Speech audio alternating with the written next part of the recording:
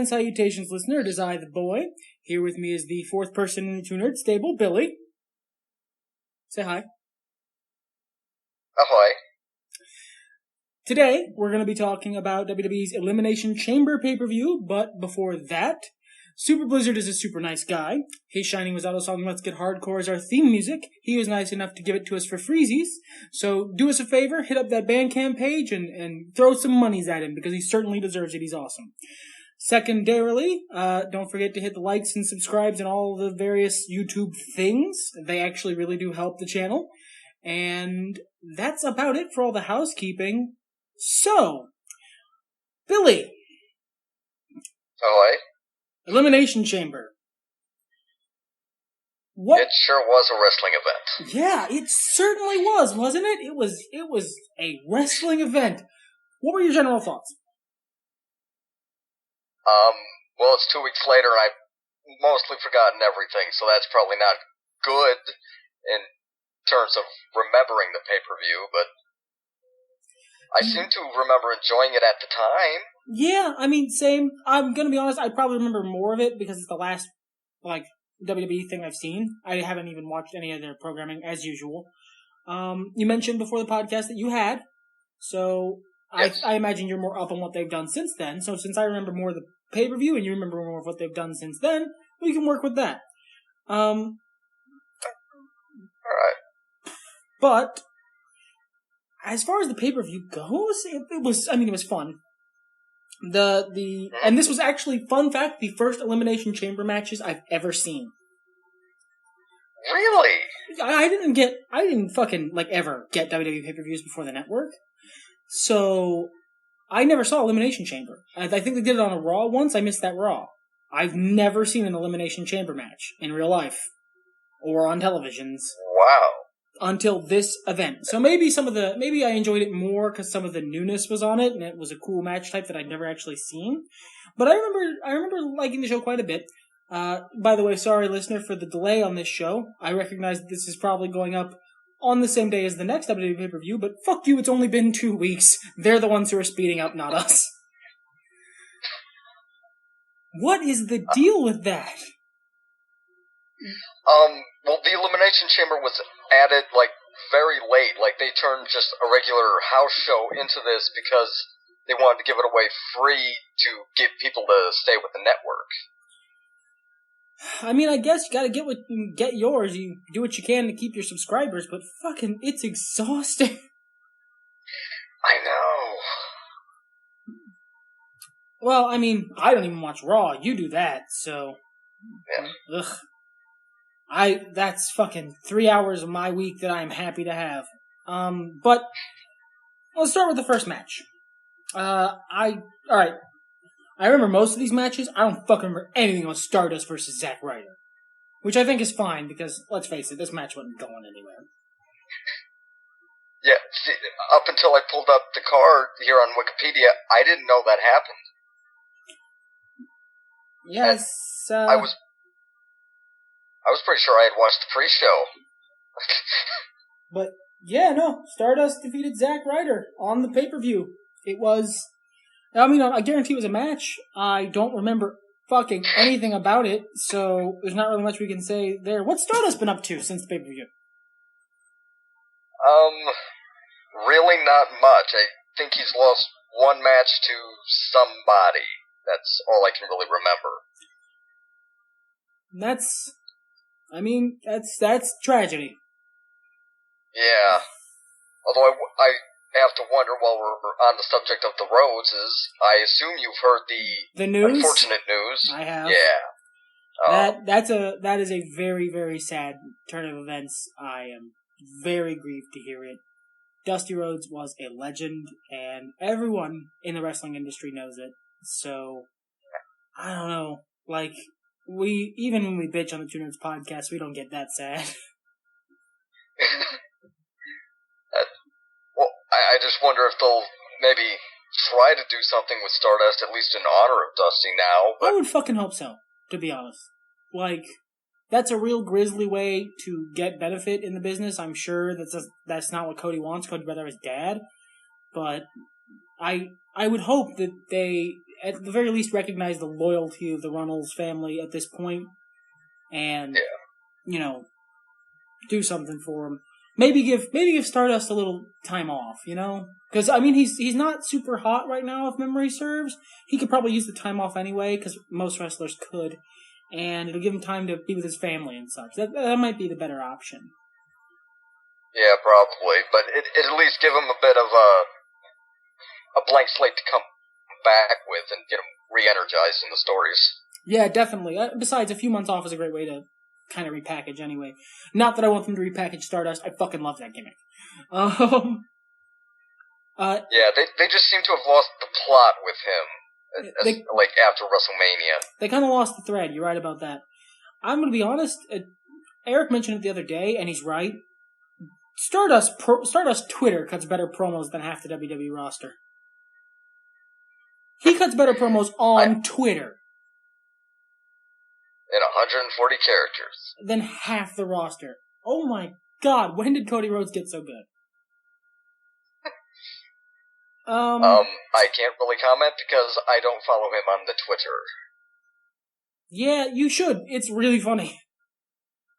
But I am an old man. I only joined Twitter less than a month ago. Welcome to the, welcome to Twitter. You're gonna lose a lot of your life to it. Anyway, the next match. The next match was the Elimination Chamber match, the first one, because they had two. And this was the first... Because they have to... Sorry, I was just going to say that they have to kill off the specialness of it by overdoing it. But that's been a long time since that happened. Yep. Oh... But it was the tag team one with the New Day, the Lucha Dragons, Tyson Kidd, Cesaro, the Primetime Players, the Ascension, and Los Matadores. Read right off the Wikipedia page. Yep. Oh yeah, just right in order too. All right. I'm not fronting. This is fucking right off Wikipedia. I actually really enjoyed this match. It was busy and shitty and kind of a mess, but I loved it for all that. I loved the wrinkle they added where all three members of the New Day were allowed in. That was neat. I love that they actually gave a reason for it. They didn't just do it. There was actually a bit on the last SmackDown where they did something for the Authority and earned that. Yeah, you guys pat our backs. You scratch our backs, we scratch yours. All three of you get to be in the Elimination Chamber. And they mentioned that on the pay-per-view. I was like, oh, cool, because they're not the only reason they get booed. I don't know why they get booed. They kind of cheat, but they're very nice guys. So them helping the Authority is a great way to establish them as heels, which is the idea. The match was fun. I think part of it is. Sorry, I think part of that is just they're too happy and too friendly. It's kind of like Kurt Angle when he first joined. They went full bore, happy, cheesy-go-lucky. They did. Americana, and in an effort to make the crowd fucking hate him so he could turn heel. Yeah, and you know what? I think it's the same situation here. You're right, but I think they started as faces. It's just they couldn't get over as faces, and people started booing them because they were bored and thought they sucked, so they just went with it. Yeah. Which is nice. I like that, actually. That's making hay out of what you have, Yeah, a lot of wrestling is... There's going to be some things you can't plan, and you have to be able to roll with it. And I think the New Day heel turn is a great example of that. The match itself was super fun. A lot of cool, interesting stuff. A lot of stuff that was a little worked to an extent. Pretty much everything the Lucha Dragon, the little one, who isn't Sin Cara, whose name I can't remember, everything he did... Kalisto. Yeah, Kalisto. He had a lot of stuff that took a lot of fucking, too much effort to set up. Like that thing where he climbed to the top of the cage. And then he sort of missed it, too. He sort of missed it, and it took him a long time to swing back and forth, and they kept the camera on him, which is fine for me as the home audience, but you can tell in the arena, the entire fucking match was, the entirety of the rest of the people in that match were just fucking sitting there staring up at him like goobers the whole time. It just was Which not... would be understandable if they had never seen a luchador before and had no idea what he was going to do. But these are all supposed to be fairly well-traveled people. Clearly he's going to come off that at you. Clearly that's what's going to happen. It would have been nice if they all just kind of stepped aside, spread out, and let him just land. Yeah, that would have been funny. But, I mean, also scary. But there's not really much to say about the match itself at this point, aside from the fact that I thought it was, a fun but ultimately kind of garbage match. Yeah, well, I think they did a lot of nice things for it. I mean, this is, again, kind of like the ladder match at WrestleMania. Like I said, this was kind of framing the tag division and, giving some guys some good spots. Like, at the Ascension, they looked like beasts during it, which is the first time they've done anything with the Ascension since, they petered out in January. And they mentioned, the commentary team was nice enough to mention that, too. It's like, the Ascension sucked up until now, just so y'all remember. Yeah. And interesting, Tyson Kidd and Cesaro were not the last team eliminated. No, that actually is fairly interesting. I'm a little surprised about that myself. I was a little surprised Kidd and Cesaro didn't take it, but I'm glad the New Day did, because otherwise that 3-person thing doesn't make much sense, and they used it to good effect. Like, it's what won them the match, and I like that. That's good, solid booking, You don't have to swerve every goddamn thing every goddamn time. Yeah. See, I don't know. I agree that, I saw the New Day winning. It just seemed not obvious in a bad way that, with 3 of them in there, they were going to end up winning. Just, the sort of thing where it might get overturned, but it probably won't. Someone else might pull it out, but probably not. Yeah. But it does more for New Day to win with 3 people, because now they look like even more dastardly heels. Because it took them 3 people, and they used that shit to their advantage. They didn't try and be honorable. No, sir. We got 3 people using all 3 of them. Although, to be fair, I don't know how much a third man really helps in a match with that many people, but the general logic is there, even if, when you stop and think about it, it kind of falls apart. Well, only up until the last elimination, because when it gets down to that last elimination, then it's a handicap match. And they came out, I think they were the last ones out of the tube even, so... I believe so. We can check that. Entered 6th, yes. Wikipedia is great. So, yeah, they were the last out of the tube, so they even had that advantage of being fresh and outnumbering them, and a bunch of other people were already eliminated. That's a good push for the primetime players, too. Fucking... They looked legitimate. Yes. And that's really good, because they haven't in a long time. Yeah, that's mighty unfortunate, too. They were, trying to get them over more on the weekly shows. They had these weird promos in the back, but they weren't wrestling a match the entire time. I didn't quite understand what they were doing. They seemed to be waiting on something or something. Right. Is that since the pay-per-view or before it? Before it. What have they been doing? What's been up with the tag team division since? Really nothing much. Wait. Two main things have happened. One, they rejoined together. The Wyatt family, Harper and Rowan, rejoined together before the pay-per-view, and they kicked the crap out of, I believe, Los Matadores in a tag match.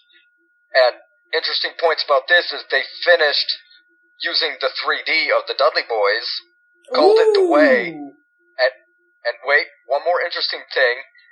I read a tweet on Twitter that Harper called out the Dudleys. Oh, that'd be an interesting feud to come back. Bubba Ray has shown up recently, so... But I think he's re-signed with TNA, though. Yeah, it's TNA. Let's be real here. That's not set in stone. Yeah, well, I just thought it was interesting, and Bubba responded, saying, talk to management, see if they'd make it happen. They won't, but, it's interesting to see a little back and forth to maybe build something for if the Dudleys come back. That would be really neat. I'm not going to lie. Yeah. And to be fair, I don't think they'd call the Dudleys by name if there wasn't something in the works. Because doing it if there isn't something in the works is just a great way to give a pop to Bubba Ray Dudley and have people go to TNA and watch them. Yeah. I think if there wasn't something in the works, they wouldn't have mentioned the Dudleys by name. Well, I'm not entirely sure. Well, they didn't mention it on the show. Remember, this was Twitter. Well, I suppose, yeah, Twitter's a little bit more loosey-goosey with things. Yeah. Because Dolph Ziggler constantly jokes about how he loses everything on Twitter. Like, and the second thing that's happened... Sorry, go. I think I was just going to tell you a Twitter story about Dolph Ziggler. He was throwing out the first pitch at a thing, and he did I think they did a bit where he punched one of the mascots, and he was talking about it. End of the tweet, he said, BTW, he still pinned me. But what were you going to say?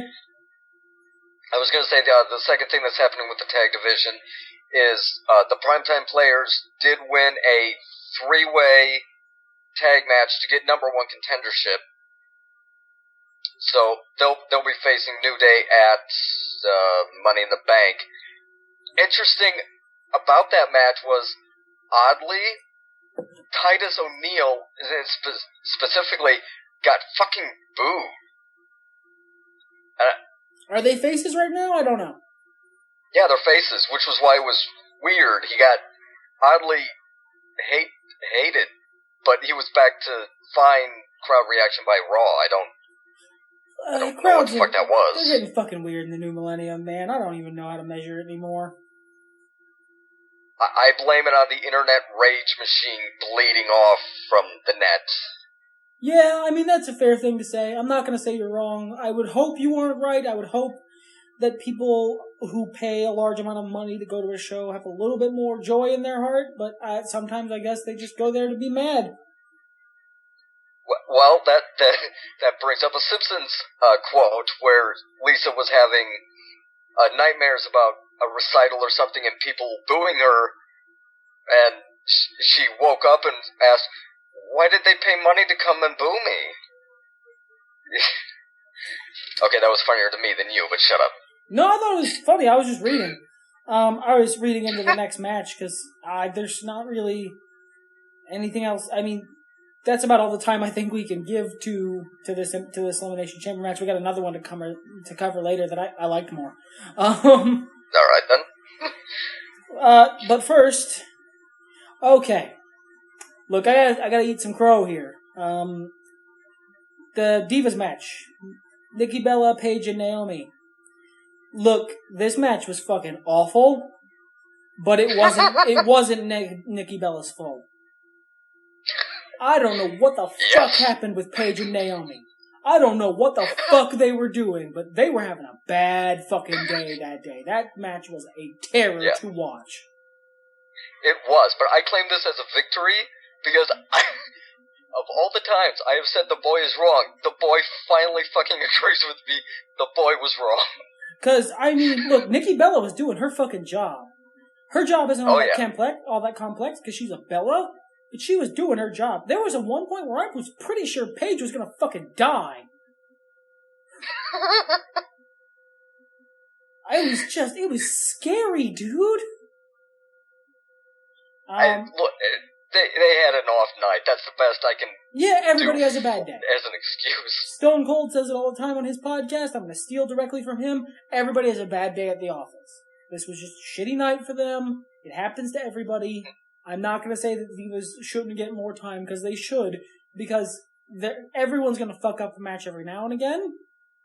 Mm-hmm. This should not mean that you guys go back to giving them less time. By all means, keep giving them time to do matches, because they're not going to get the opportunity to show the audience that they can do better than that if you don't let them. You know? Yeah. Again, like you said, it was just a bad night at the office, but it was just brutal to see sometimes.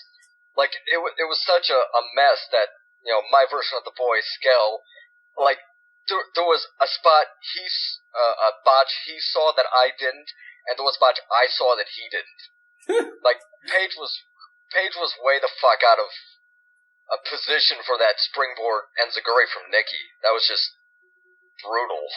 And you know what? The other thing is, there's that one botch that came off the electric chair position. Oh god, I thought somebody was dead. Like, that was like watching Alicia Fox wrestle. I was, like, I didn't know I was gonna be jump scared in this wrestling match. Jesus. But then there's the next match, which, even with the ugly, actually, you know what? No. I don't want to skip this. What's been happening in the Divas division since the pay-per-view? I'm sorry, you kind of cut out there. What's been happening in the Divas division since the pay-per-view? Nikki, Paige called Nikki out that she was supposed to get a singles match, or Paige was supposed to get a singles. Paige called Nikki, fuck you. Paige called Nikki out that she should have gotten a singles match. They had one, and the Bellas pulled that twin magic thing where Nikki rolls under the ring, Brie comes out, small package victory. They don't even fucking look alike anymore. They dress different. One has bigger boobs. Their hair isn't the same color or length. What the fuck is this bullshit? Well, now Brie's hair was dyed, and they were good about the pin. They made it to where Brie's face was nowhere near the referee, so he couldn't see it. So they tried to make it work. Was she dressed in Nikki's ring gear? She was, but it was clearly off. Like, hers wasn't as shiny as Nikki's. So if the referee had done what normal referees do and took a look at her ass, he would have known the difference. Oh! Since then, Paige has been kind of on a campaign that she dislikes the Bellas again, essentially. Oh, yeah, like, I wish I could give a fuck. I do. I'm sure they're trying. I'm sure they're doing the best they can with the fucking material they're being given. But that's the material they're being given, you know? Yeah. And Naomi seems to have fallen off the face of the earth. This seems to have been a fuck-off match for her, because she was not quite making it as the heel of the division. She just couldn't get over. Like, nobody hated her. Nobody would hate her. People wouldn't boo. And she was a heel, so it didn't work. She was getting nothing. She wasn't even getting cheers. The worst thing that can happen to wrestlers to get no reaction. What? And I don't know, she didn't come off as a face either. Like, she was making little strides, but they just weren't fast enough to become the heel of the division. Fucking punch a Make-A-Wish kid, then you'll get some boos. Yeah. I'm sure there's a Make-A-Wish kid who'd be willing to sign up for that work too. You know it. You know there's but one 13-year-old kid with cancer who'd be like, yeah, no, do that. Give me the rear view. There, it'll be really. Yeah. Do your finisher on me. That'd be great. But this does bring about a possible thing that I was really hoping would happen, was that Naomi would be a total bitch the entire time the Usos were gone, and then when they came back, she immediately went back to acting nice and pretended like everything had been the same while they were gone. Oh, yeah, no, that happens. Are the Usos back? Not yet. Okay, but I'm hoping that happens, just because there's actual potential in that story of everyone else is fucking hating on Naomi, and the Usos don't get it. Yeah, that would be fucking brilliant. Like, why y'all mad at Naomi? What'd she do? She was a bitch while y'all were gone. What? That would actually be funny. That would be entertaining, I think. Yes. All right. I'm about to get the internet real mad at me. You ready? Oh crap! White told me about your problems with this person. Yes. Oh, the internet's about to hear it, and they're gonna come for my blood. That's what's gonna happen. So even Ultimo Dragon will hate you. Yeah, and you know what? I'll deserve it. I will. Alright, so the next match is John Cena versus Kevin Owens. And, alright, I'm gonna be completely honest with you. I don't think John Cena should have won this match. And, spoilers, he didn't. Kevin Owens did. It's fucking 2 weeks old. Whatever, go watch it. But, damn it, spoilers! I don't think Kevin Owens should have won this match either. This match shouldn't have fucking existed. This was a complete waste of my fucking time. And why do you feel this way? Like, it was, alright, it was a good match. That's the thing. I can't hate on the match itself. The wrestlers, once they got into the ring, the squared circle, and started doing their craft, they did their craft as well as any two wrestlers. Because John Cena, love him, hate him, or don't give a fuck about him, is a talented fucking guy who knows his job very well. And Kevin Owens, love him, hate him, or don't give a fuck about him, is the same. He's very talented as an athlete. I don't hate the match. It was entertaining to watch. This is fucking terrible booking. This is terrible, god-awful, stupid, slingshot, rocket boost to the top booking. Secondarily, I hate Kevin Owens. That's the secondary point. It's not as important as the first point. That was awful booking. That match should not have happened. And if it did happen, it should have been for the fucking US title. Because, look, I know he's the NXT champion. You want to push NXT, blah, blah, blah. US title's a main event title. It's a main roster title. It is a better idea to have it be for the US title. It makes no fucking sense for it not to be. John Cena will give a title match to a fucking mop, okay? And, I mean, the match itself was good. That's it. That is something I cannot deny, because to deny it would be to just be factually incorrect. The match was fucking good material. Yeah. I was entertained by it myself, and I've generally not given a crap about Cena, and not to say that Owens wasn't good at his craft, I just never got him and everyone's excitement for him. So it's a testament to the match and how good it was that I got invested in it. Yeah, that's the same. I don't like Kevin Owens, but I got invested in that match. I don't really like. I was for a long time a Cena apologist. Those days are kind of over. Have been for a while. But both guys are good at their craft, and I was entertained by the match, despite not liking at least one of the participants quite a bit. So, I mean, you gotta give them that. They worked that match. That was good. Now, I'm gonna ask your opinion, Billy. Should I tell the listener why I don't like Kevin Owens, or should I leave it there? Because if I tell the listener why I don't like Kevin Owens, we might be here for a while. Well, hey, I got time. I'm just sitting here playing with a rubber band talking to you, so... Fair enough. Have at it. Okay, so... on a message board that both Billy and I frequent, somebody asked why I don't like Kevin Owens.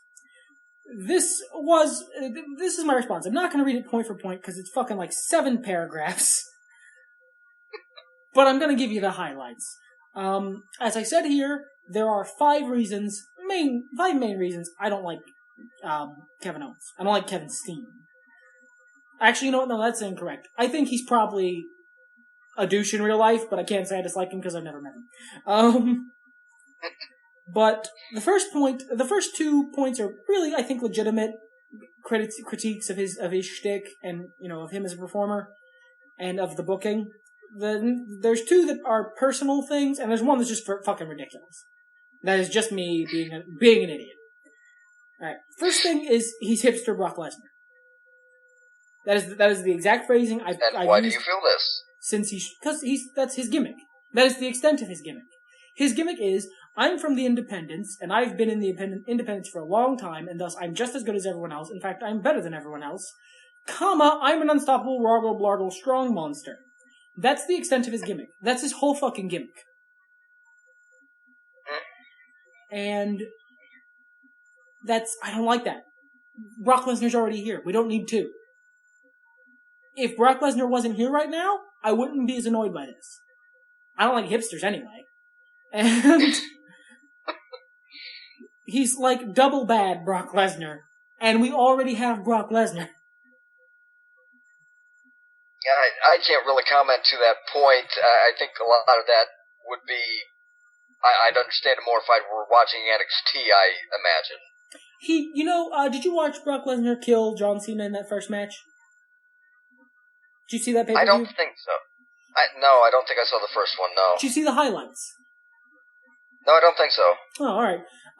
The big thing that set Brock Lesnar up as the murder machine that he is known as now, in the current 2015 WWE, is he annihilated John Cena.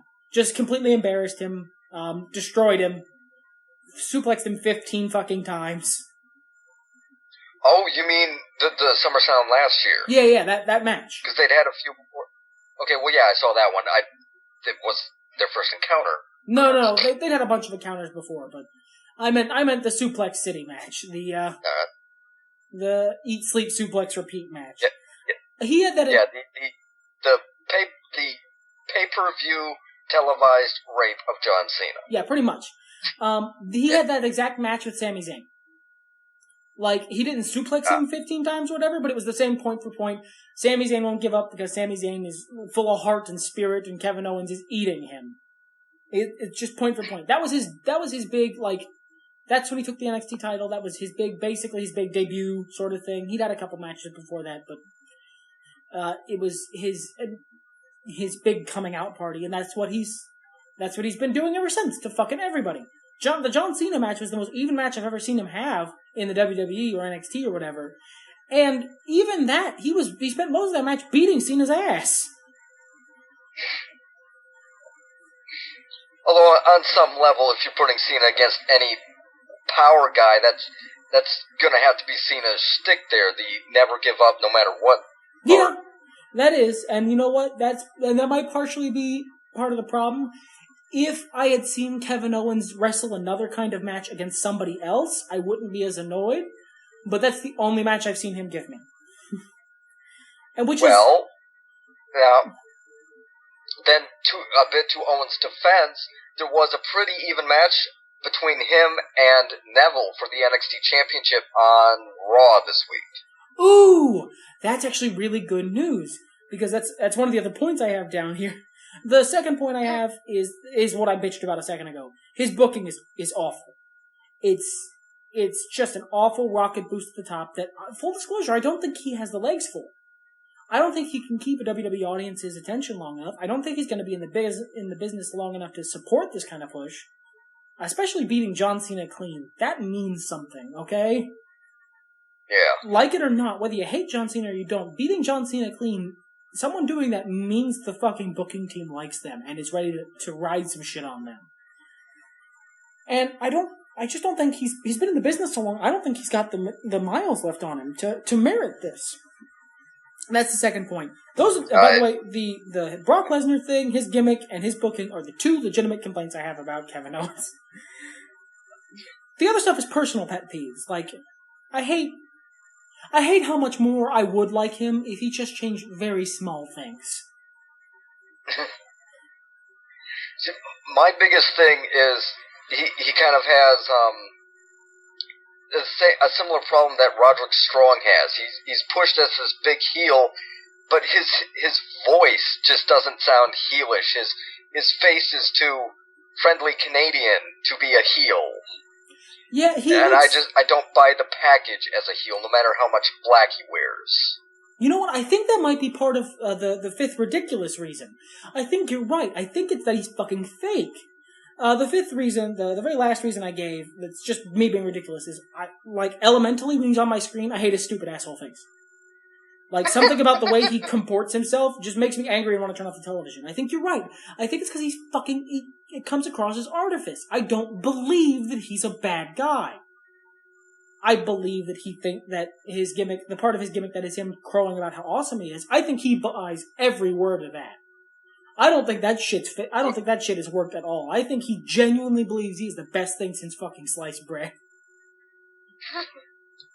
But, I think you're right. I think the reason he gets such a visceral negative reaction from me is because it doesn't work. I don't buy it. I mention that here because if he were to cut out a little bit of the ridiculous overblown arrogance and come across as more just aggressive and confident, I think that'd be a better promo style for him. And if his matches were more even, and that him having an even match against Neville is real good news, because I think he's an amazing athlete, and if he were to show me just a little bit more of that on average, I'd be a lot more fond of the guy. My point of his voice, like, he has the right words, he has the right cadence. It's just that friendly Canadian stereotypical voice. He just doesn't. He sounds too friendly. Even when he's trying to sound mean, he sounds too friendly. Yeah. But, to the match with Neville had a hell of a showing. I mean, he had Owens down for the last couple minutes of it, and he kept trying to go for the red arrow, and Owens would just, like, barely get out of the way, or he'd, shove the ropes to make Neville fall, and I mean, he was clearly going to win the match, but, you got a feeling like, holy shit, maybe they're going to have Neville pull this out so it'll be a plot point in the feud. There was just that little doubt. Well, like, maybe they'll get the title off Owens so that Owens can go up to the main roster and fight Cena, sort of thing. Yeah. For a moment there, I thought they were going to give Neville the title. Like, maybe they didn't know what the hell to do with Neville. They'd give him the title, he goes back to NXT, Owens comes up to, like, take his spot, more or less. And have him feud with Cena, because I haven't watched a week of fucking WWE programming, but they hyped the John Cena Kevin Owens rematch like 2 minutes after the match was over. Yeah. Fucking. Well, and to their defense, though, kind of to their defense, they're the ones that book 3 pay-per-views in a 4-week period, but somewhat to their defense, they only have 2 more weeks until the next pay-per-view, so they do have to kind of get on the rematch shit. Yeah, get on the hype train, because you only got a couple weeks to build that shit. And that's their fault. Fucking don't book. There's a reason why pay-per-views are not every damn week. You need time to build. Right. Well, and this isn't like it's going to be a thing where every 2 weeks there is one. It's just they, like, said, we want more people to stick around. Throw in a pay-per-view. So I understand the idea. It's not an everyday thing, but it definitely makes things a little difficult in this 1 month period. It does, just a lot of material to cover. But nevertheless,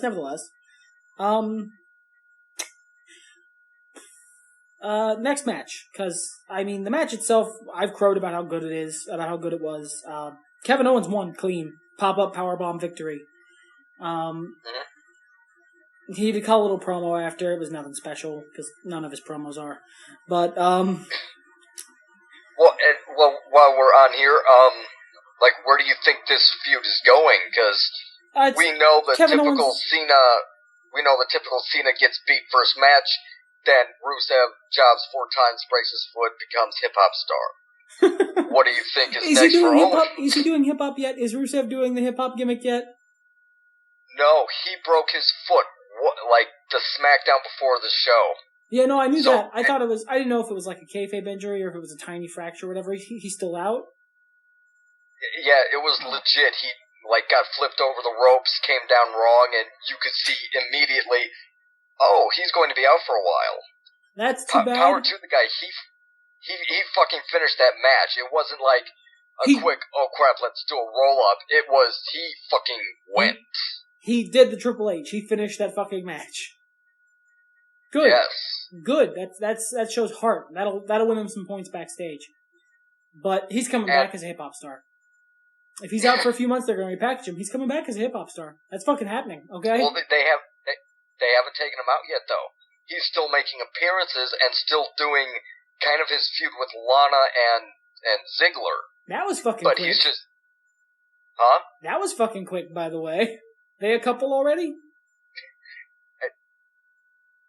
Sorry, what was that? Lana and Ziggler, are they a couple already? I don't know. They're not playing it like it's a couple thing. It's like Ziggler knows she's just using him, but it's Ziggler. What the fuck does he care? Is somehow a womanizer, I think. He likes pretty ladies. If a pretty lady wants to hang out around him, fine. Yeah. I mean, he's kind of playing the protector to her, and good. That helps sell him as a different kind of face. And it sells him as his kind of face, the underdog sort of hardworking guy. And he's only an underdog because they keep booking him to lose. But then there was Neville versus Bo Dallas. I get the sense this match was coming up off of like a feud before the pay-per-view. And, I mean, good for them, but this match wasn't anything super amazing. Red Arrow was cool, it always is. Yeah. Well, and this seems to be I think they did something after the pay-per-view with it as well. It was basically, Bo was, I don't know, hated Neville for taking the title at one point, the NXT title at one point, and, like, off of Payback, Neville, I don't know, kayfabe or not, like, did something to his knee, so it's been bandaged up, and Bo's went after the knee, and claimed, like, I'm doing this to make you better. In the Bo Dallas, all you have to do is believe style.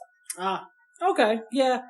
I kind of got that, but like I guess I just wasn't into the match enough. I was still kind of salty from the Kevin Owens John Cena match. I'm gonna be honest. So maybe this match didn't get a fair shake from me. And maybe I wasn't that hard on. I liked Owens Cena, and I wasn't as hate filled as you were, but it wasn't anything special. I like Bo's package, giggity, but I don't. I don't know. I'm not that into his wrestling. I don't know if he just hasn't gotten a chance to really go, or if he's just rather mediocre.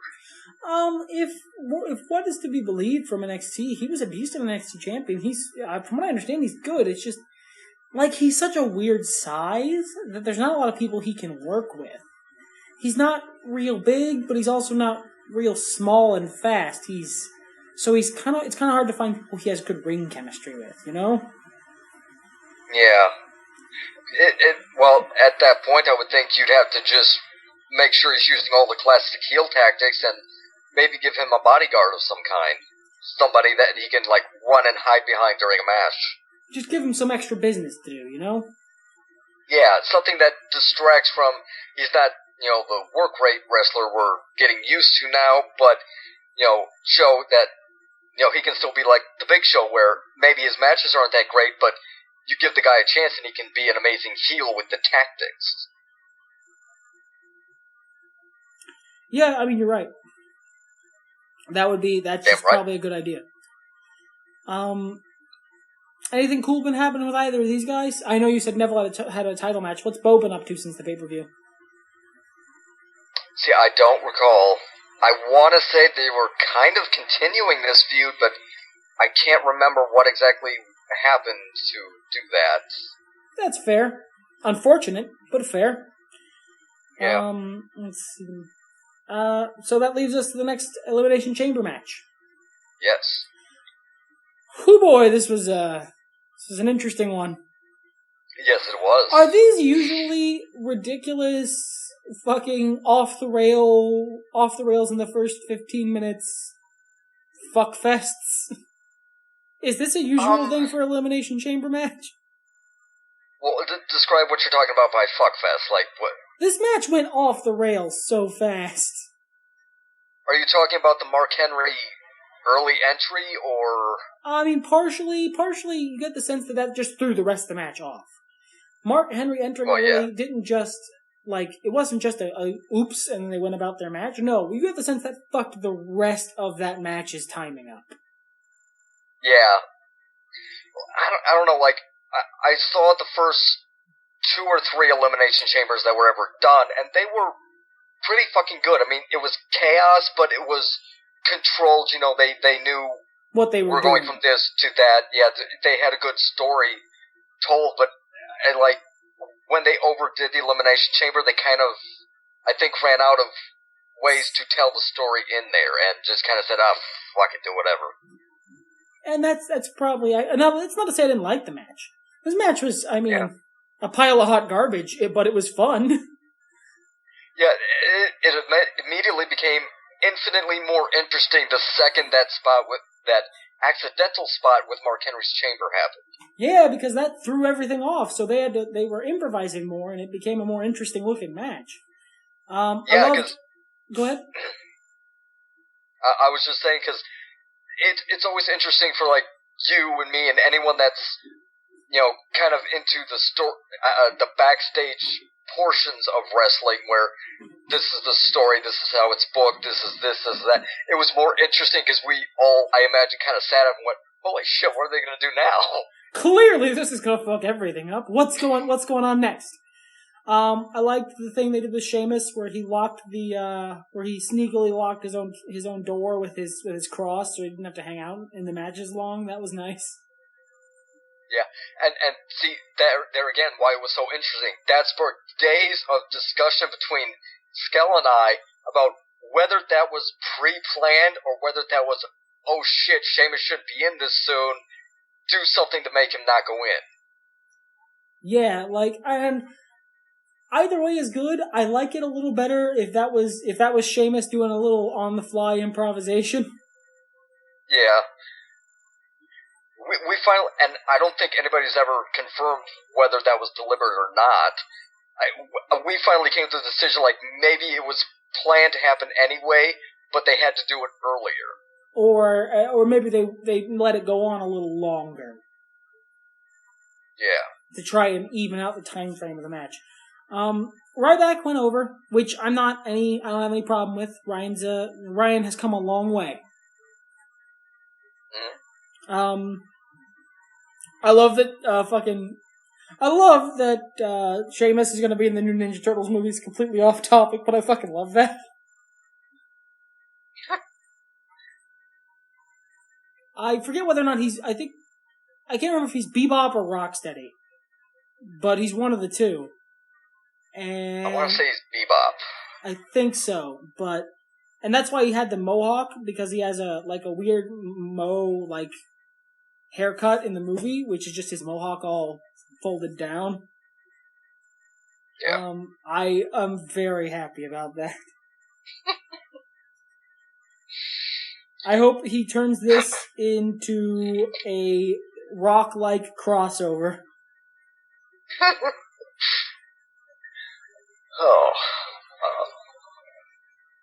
I found that R-Truth is getting kind of an odd push, and he feuded with Barrett going into this, and he's continuing that feud into Money in the Bank. So they're doing something with the Truth. That's awesome. Seems. That's awesome, because Truth needs it. Now, it looks like he's Rocksteady. Is he? Maybe I have my Bebops and Rocksteadies switched in my head. Ackham. I had to look it up because I wanted to know. Interestingly, reports were saying that Sheamus was going to win the title up until 11th hour. They switched it to Ryback. I wonder why. That's I mean, that's not surprising given the end of the match. It's very back and forth, so it could have gone either way, which is interesting. Well, maybe it is because of the movie thing. Maybe they need Sheamus to kind of step aside for a couple weeks. Maybe he's got to go back and do some pickups or something. Yeah. But that would be a shame for him. Not really. I mean, he's a made man. He's going to be around. He's not going to lack for title runs. Especially if he's going to be in a big blockbuster movie. Trust me when I tell you, he's going to get a push when that happens. The Miz got a push for being for being in a fucking Marine movie, okay? What was it? Wade Barrett got a push for being a silent background character in a second-rate Hollywood movie. A Ninja Turtles movie's a big fucking deal, okay? Sheamus will get his push when the time comes. What are your thoughts on Ryback? Because I know I've talked with somebody, a mutual friend of ours, and I know we just don't get quite the appeal of Ryback. I like that the crowd likes him, but I don't know why I'm supposed to like him. I guess he's Goldberg. He's Goldberg. That's the appeal of Ryback. I didn't know Goldberg was an appeal. Oh, that's a good joke, but you have, I'm sure, seen the ratings from Nitro when Goldberg would show up. Goldberg is an appeal. Bill Goldberg's a dickhead. Goldberg, the character, big, strong, bald dude who fucks people up, is definitely an appeal for the wrestling crowd. Oh yeah, I understand that people liked him. I don't know. I guess I've always been more work rate. Like even as a kid, I liked Hogan, but I really liked Bret Hart. So I've always been more work rate than anyone. I entirely get that because he's a meat house. That's what he is. I mean, back when he was in NXT, the reality show NXT, he called himself the corn-fed meathead for a reason. That's just who that guy is. He's big, strong, muscle man who throws stuff. That's his gimmick, and he does it well. Yeah. I have no knock on anything really about the guy. He can put on a good match. He can sell. He can do his power stuff just fine. But he just doesn't connect with me. He doesn't click. I understand that.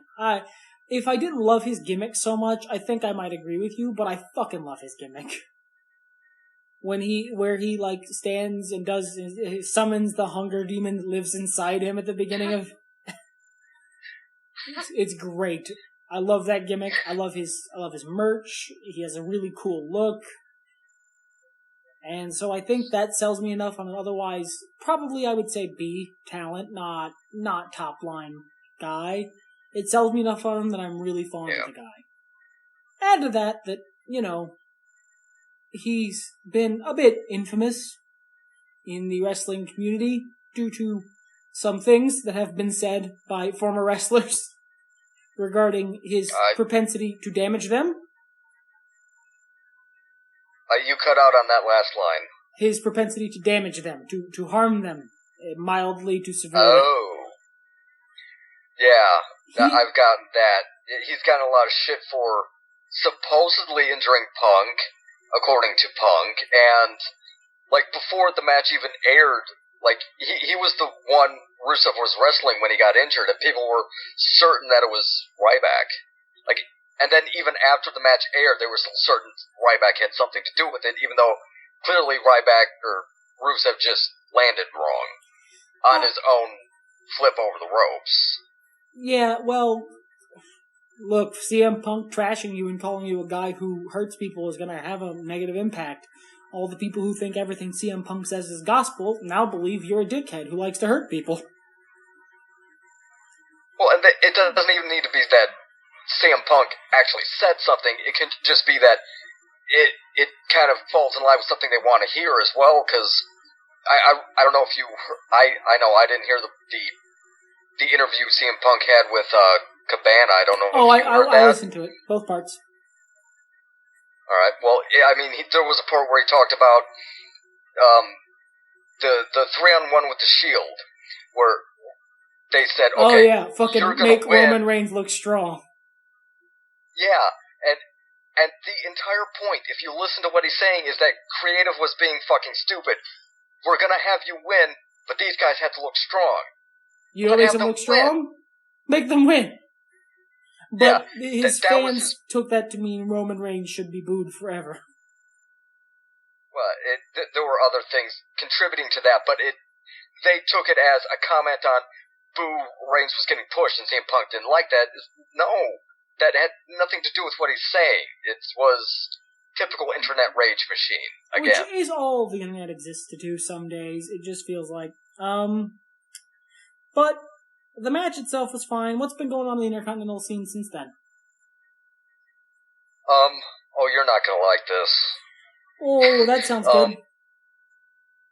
The Big Show returned. Fuck! No! Yeah, Ryback was going to defend against The Miz in a match. Big Show came out, just KO'd Miz and basically made comments about being the big guy to Ryback and that he would be the one to take the title from him. Oh, Jesus.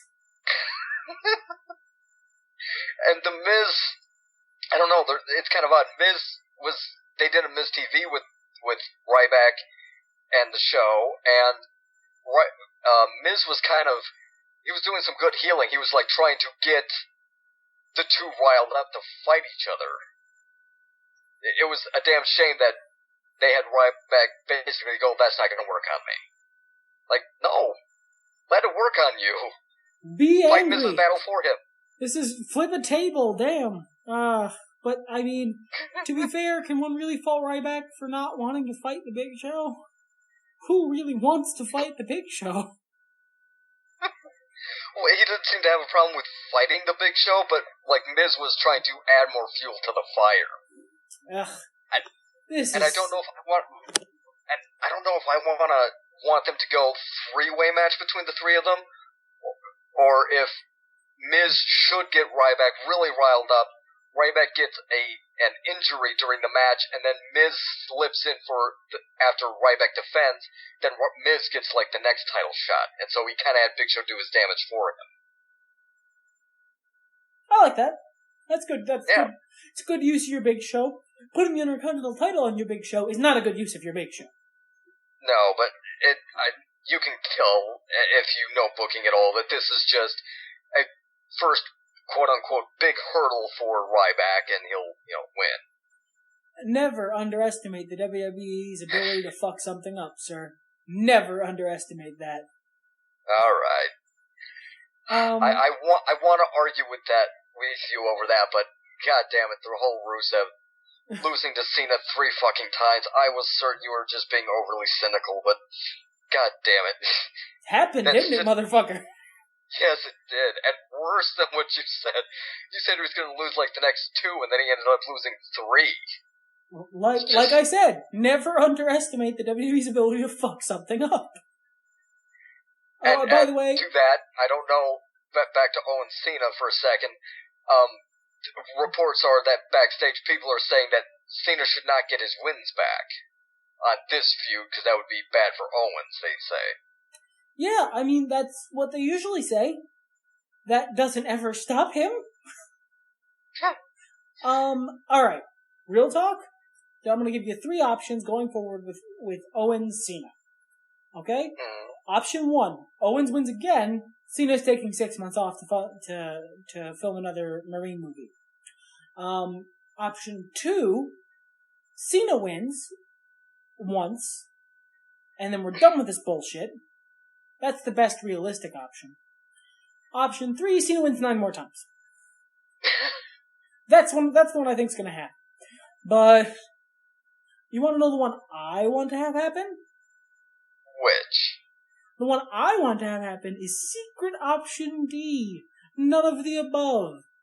The match gets cancelled for no reason. You replace it with Kevin Owens versus Sami Zayn for the NXT title.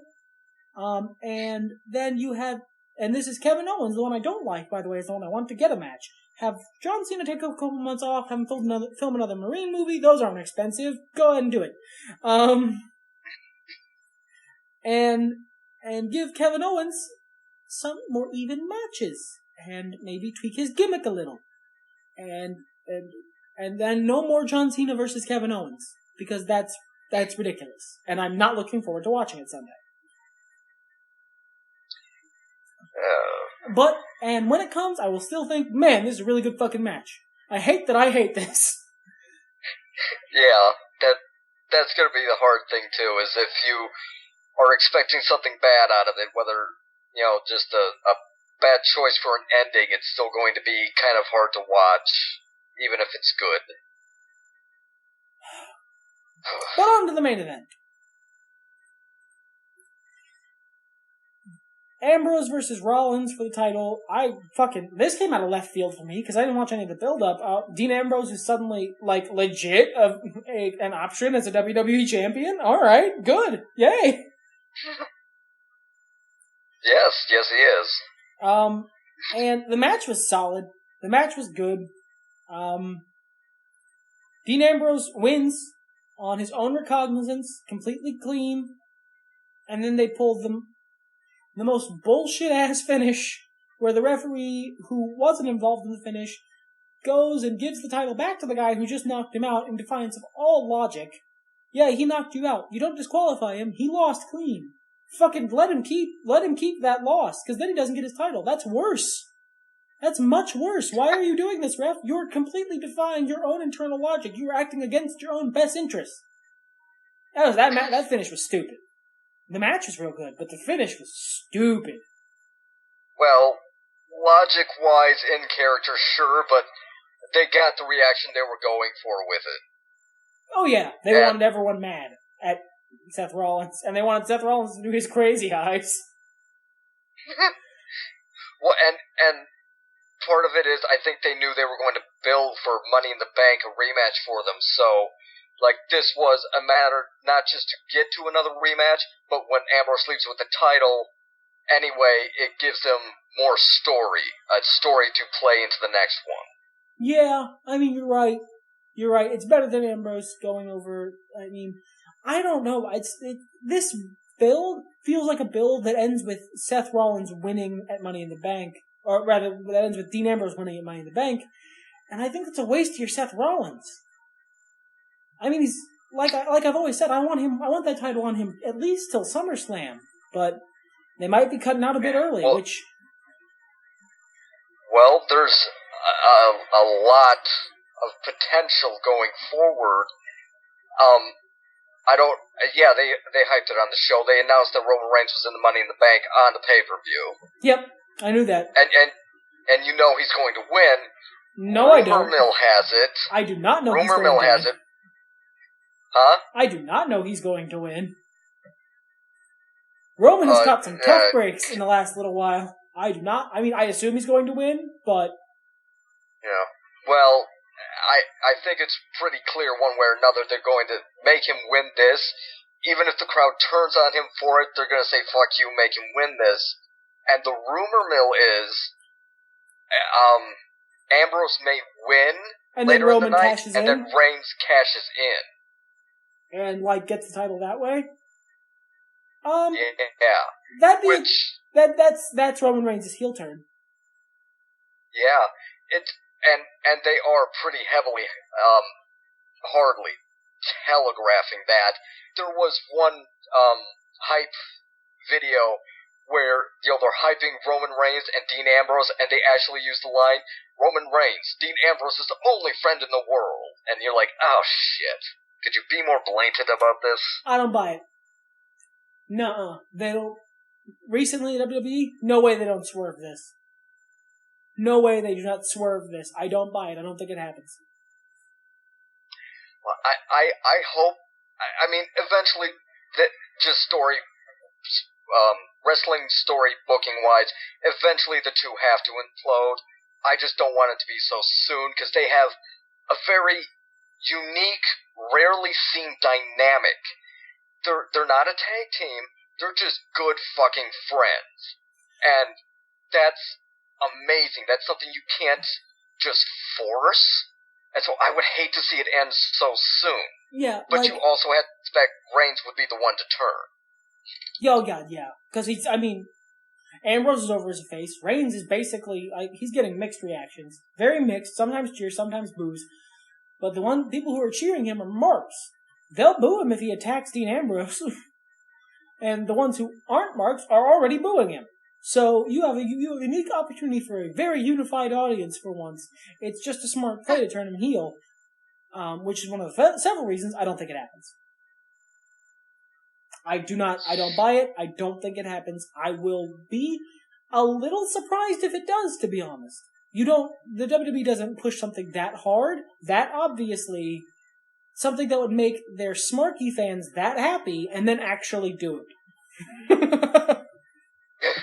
Well, I'm just so torn on it, because, yes, he does get still some mixed reactions, but lately it's been, at most, a vast majority have been cheers, and I've been watching, him enter, making sure that it wasn't, people were cheering, but the people right by him were, turning their backs on him or something, but they're pretty unified for him, for the most part, at this point.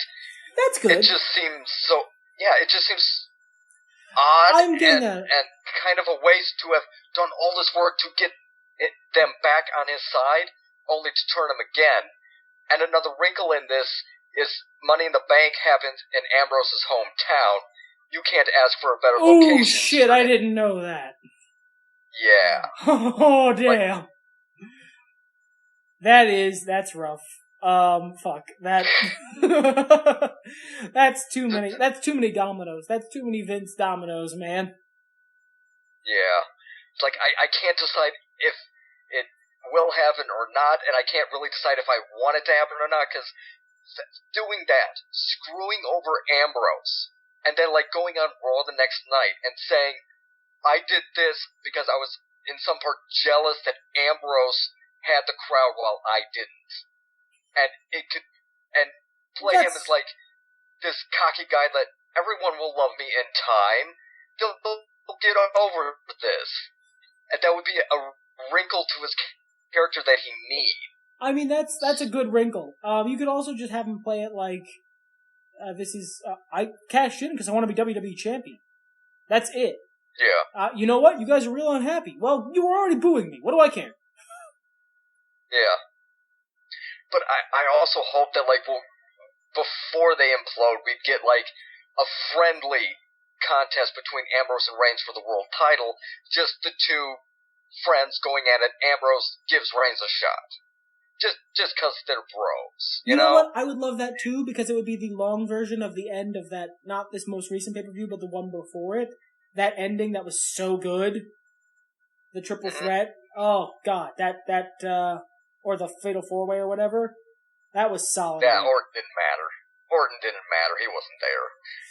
That was all about the Shield. That was a good-ass match, though. That ending, before the actual finish, that Dean Ambrose, Roman Reigns little bit, that was solid. That was solid. I'd like to see that as a whole match, but I don't know that it happens. I hope it does, though. And here's another interesting rumor mill. I'm sorry we keep postponing the main event talk here. Well, this is the main event talk. Rumor mill. Well, kind of, but we're talking about all the possibilities after it. Here, let me just hold on. It was a really solid match. Dean Ambrose wins. The ref turns it over. Go on. And I want to give WWE credit. They held off with the interference for quite a while. They actually let the two have a match. And that's the proper way of doing the interference. Usually bell rings, okay, interference. The bell rings, J&J security, right on it. What's been happening at the main event scene since Elimination Chamber? What's been happening in the main event scene? Well, Ambrose had the title. Authority came out next Raw, were pissed, of course, and they were calling Ambrose out. They wanted the title back. Reigns comes out instead, and I mean, he's still not a great promo, but he held his own in that ring. And holding your own against Triple H is not the easiest thing. Triple H is a great promo. Yes, and Rollins goes absolute fucking nuclear. He doesn't need J&J security. He doesn't need 7-foot-tall piece of crap. He doesn't need the authority. He can beat Ambrose on his own, and accepts this ladder match challenge that Reigns brought to the table for Ambrose. I like it. I had heard one thing. I didn't see anything, but I heard from somebody where I work my day job that Seth Rollins and J&J Security have split up. I don't know if it's a permanent split, but on the last Raw, like, I forget how they built into it, but, like, J&J, like, had a talk with Rollins about his behavior.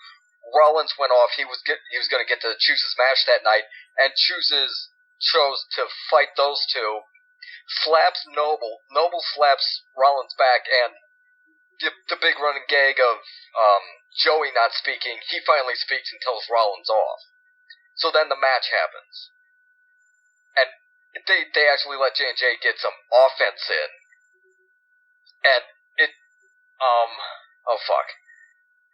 Ambrose, like, gets involved a little bit and ends up Joey Mercury pins Seth Rollins. Ha! Awesome. That's awesome. Joey Mercury has a pinfall victory over the reigning WWE champion. Go, Joey. I know. I hope they do something with it, even if it's just one defense on a Raw. Just something that's, well, you did pin the champion, you should get a title match. And have Rollins completely destroy him, but still. Yeah. So build off of that, do something with it. It gives you free material for one Raw. You can't not do something with it. I mean, yeah, you're right. You're completely correct.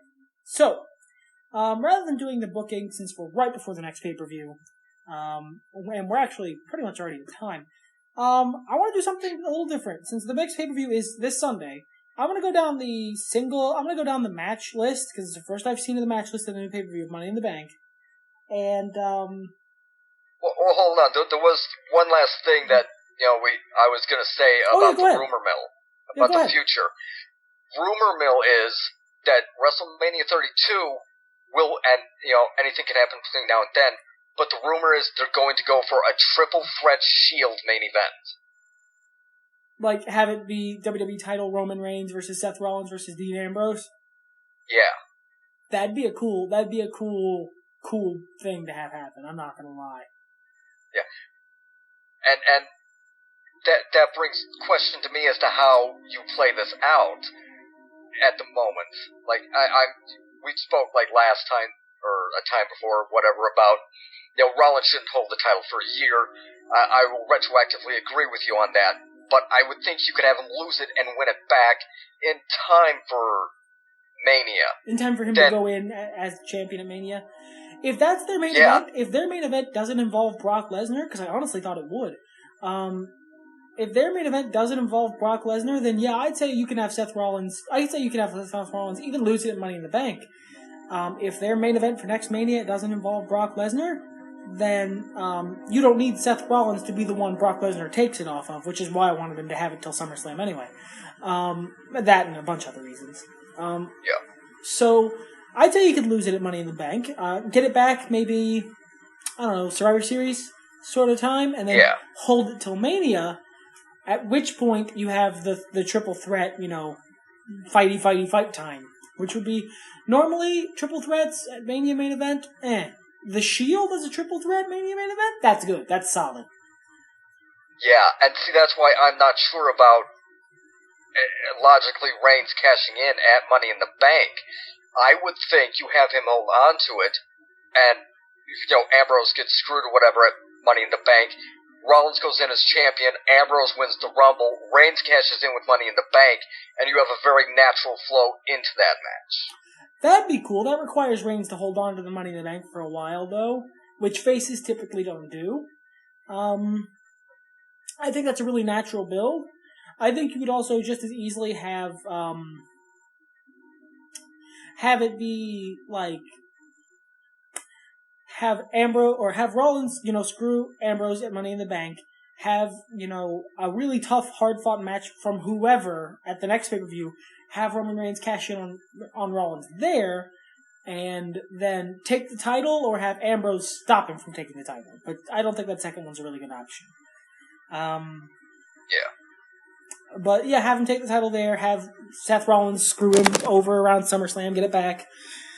You can do a lot of stuff. That leaves a lot of options if that's their main event, and I really hope it is because that'd be fucking cool. So there's a lot to do with the Shield in the years to come. I've said Rollins and Ambrose is going to be the Austin Rock of the next generation. And to have Reigns as an interesting component around that gives you a lot more stories to do between the three of them without ever wearing one out. Yeah, no, that's accurate. I don't disagree with that at all. So, Money in the Bank. I'm not really going to go into too much detail because we're literally already over an hour. That was my fault. Fuck the listeners. If that was my fault, I wouldn't shut up about Kevin Owens. But that's fine. I want to go down the card. They can pause if they need to go take a piss. Sorry, go. I want to go down the card list really quick and just go over like the match, who you think's gonna win, and who you want to see win, if those are different. All right. R-Truth versus, and this is not in order the matches are going to happen, obviously. R-Truth versus King Barrett, singles match. Gosh, I don't know, because Barrett's kind of taken a small dip since, in the last couple of months. Could use a good win. and R-Truth has a couple of wins over him, so the natural booking says Barrett wins. But I really want the Truth to have at least one more Intercontinental reign before he retires. Fair, alright. I can't disagree with any of that. That sounds right. And by the way, it's that fucking King gimmick. It's gonna kill Wade Barrett's push until they repackage him. It's just it's just the only option. That fucking King gimmick keeps scrapping at people. Yeah. And yet he's the best one ever to have it, because he actually is fucking British. Yeah, but you can only polish a turd so much. I guess I wish that it didn't become a gimmick on its own, and instead was like a little addition to whatever they're doing already. He's still bad news. Yeah, he still comes down, delivers bad news, and also he's king. Just that, and that's more what they do with that's more what they did back in the day. King Booker really started the King thing. The King. No. There was King Mabel. That's true. That is true. Dolph Ziggler versus Neville versus Roman Reigns versus Randy Orton versus Kofi Kingston versus Sheamus versus Kane. One person too many in that kind of a match. Reigns has to win this. There's just no other logical choice. Everyone else is just in there for fodder. You know, I don't disagree. Here, seeing the whole lineup, fucking no. Dolph Ziggler winning would be a really, really cool surprise, but no, Roman Reigns is winning this match. Yeah. Seth Rollins versus Dean Ambrose, ladder match for the WWE World Heavyweight Championship. Fuck, that depends on what you're going for, and that's why it's so difficult to, hate on anything, because I want to know where they're going to have to know who wins. Yeah, I mean, you're right. And I'm actually interested in where they're going. Because if you're right, if that rumor's correct, and it's cool enough that I'm okay with accepting it is correct until it's proven incorrect, then how they get there is an interesting story, and I want to hear. I want to see that shit. So, the New Day versus the Primetime Players. Holy shit, they're the tag contenders? That's cool. I told you that. They won the contendership. Yeah, they did. I forgot that because I have spent so many years not giving a shit about the Primetime Players. I would have to think New Day. I think this is just a stop along the way to something at SummerSlam, I feel. Maybe the Usos coming back? Possibly. See, I don't know. I'm not sold on the Primetime Players at this point. I would have liked them to have a big feud before they got a contendership. The tag team division could use some non-title feuds. I think you mentioned that last time, and you weren't wrong. Yeah, well, that's just the mark of a strong division. It's a non-title feud, kind of about the titles. Because they're all kind of about the titles. Yeah. I don't know. Just a little booking side note here. Mm-hmm. My plan was to have kept Kid and Cesaro out of the Elimination Chamber, then have them do a confrontation or an attack on New Day afterwards. Then New Day and keep those two out of it, because they've feuded with the New Day enough for now. Then have New Day feud with Lucha Dragons until SummerSlam, where we could do a 3-way TLC between the three teams. That'd be cool. Yeah, but I just don't see that there's any overarching plan here with this match, which is part of my problem. Which, yeah, it'll be cool. It'll be an interesting match to watch because Titus O'Neil is good. Darren Young's not bad, and of course, all three members of the New Day are fucking talented guys. Yes, and interestingly, we're gonna see Xavier Woods wrestle, which he really doesn't do much. Oh wow, yeah, Kofi's in the fucking Money in the Bank match, so Xavier Woods is gonna be wrestling. Yeah, that's cool. And you're gonna love this. The New Day have been talking about that, and they've been saying when we win, we'll all be Mr. Money in the Bank. So they intend on. Yeah, so they're talking about freebirding that. Hey, Freebird rule. That's an established wrestling thing. I like it. Fucking Kofi ain't winning, but that'd be neat.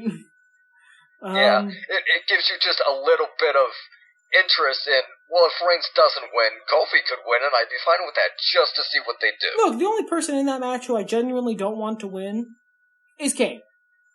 That's it. Everyone else I'd be happy about. Although, with Kane winning and Rollins as champ, something interesting could come out of that. No, it couldn't.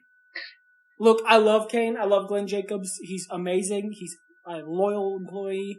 He's a really, really funny guy. He does not need a fucking title reign. He doesn't. No, he doesn't need to win it.